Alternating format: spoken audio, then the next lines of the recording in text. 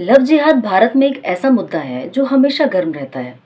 इसका दोषी कुछ लोग सरकारों को मानते हैं, तो कुछ लोग मुसलमानों को बुरा भला बोलते हैं, तो कुछ लोग ऐसे भी हैं जो लड़कियों के चरित्र पर उंगली उठाते हैं और साथ में ये भी कहते हैं कि जिन माता पिता ने 20 साल आपको पढ़ाया लिखाया है, उन्हें छोड़कर किसी और से प्यार करना ही आपका अपराध था। पर उनसे कोई नहीं पूछता है कि 20 साल ऐसा माता पिता ने आखिर क्या पढ़ाया था कि उन्हें सुखद परिणाम की इच्छा थी। न ही माता पिता के लिए चर्चा का विषय है कि उन्होंने 20 साल क्या पढ़ाया है, न ही समाज के लिए चर्चा का विषय है कि आखिर 20 साल बच्चों ने ऐसा क्या पढ़ा है कि सुखद परिणाम मिलने चाहिए थे। कोई इस पर चर्चा नहीं करना चाहता कि मैकाले शिक्षा पद्धति के द्वारा जो आपने पढ़ाई बच्चों को दी है, उसने बच्चों को क्या दिया है। मैं बताऊं मैकाले शिक्षा पद्धति ने आपके बच्चों को क्या दिया है। मैकाले शिक्षा पद्धति ने हमें बताया है कि सभी धर्म समान है और सभी धर्मों का समान आदर करना चाहिए। 18 साल की उम्र के बाद आप बालिग हो जाएंगे और वोट देने का अधिकार भी आपको मिल जाएगा, यानी कि सरकारें चुनने में आप योगदान देंगे। संविधान के द्वारा स्वतंत्रता का अधिकार हमें प्राप्त है और बालिग लोग अपनी मर्जी से विवाह कर सकते हैं।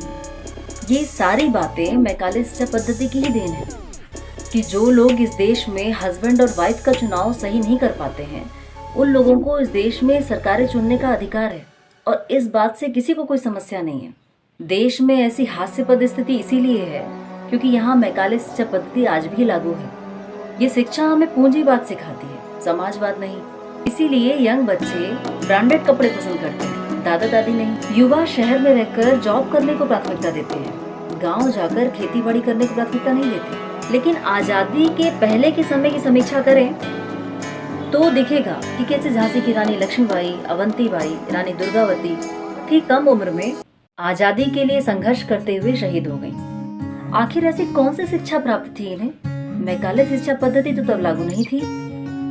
जरा और इतिहास की ओर जाएं तो छत्रपति शिवाजी मात्र 16 साल की उम्र में उन्होंने तोरण पहाड़ी पर अधिकार कर लिया था। मतलब 16 साल के बच्चे में इतना सामर्थ्य और इतनी शक्ति थी कि वो एक सेना को लीड कर सके और युद्ध कर सके। आज का युवा मोबाइल, नशा, सेक्स एजुकेशन के बारे में कंप्लीट जानकारी रखता है, लेकिन गीता के बारे में कोई जानकारी नहीं रखता। क्या फायदा, अगर पढ़ भी लिया तो किसी एग्जाम में तो आना नहीं है। इसीलिए माता पिता भी जोर नहीं देते। तो अगर समाज युवा पीढ़ी का रक्षण चाहता है तो आगे बढ़िए और गुरुकुलों के निर्माण में अपना योगदान दीजिए। जो सरकारें शिक्षा व्यवस्था में बड़ा बदलाव करने की इच्छा शक्ति रखती हों, अंग्रेज और मुगलों की हिस्ट्री को हटाकर अष्टांग योग को एजुकेशन में शामिल कर सकें, क्यों ना हम उन्हीं सरकारों को वोट करें। अगर मेरे विचार आपको अच्छे लगे हो तो वीडियो को लाइक करें और शेयर करें। साथ ही मेरे चैनल को सब्सक्राइब करें। आपका ये सपोर्ट मुझे और अच्छे वीडियो बनाने के लिए प्रेरित करता है। अपना कीमती वक्त मेरी वीडियो पे देने के लिए आपका बहुत बहुत धन्यवाद।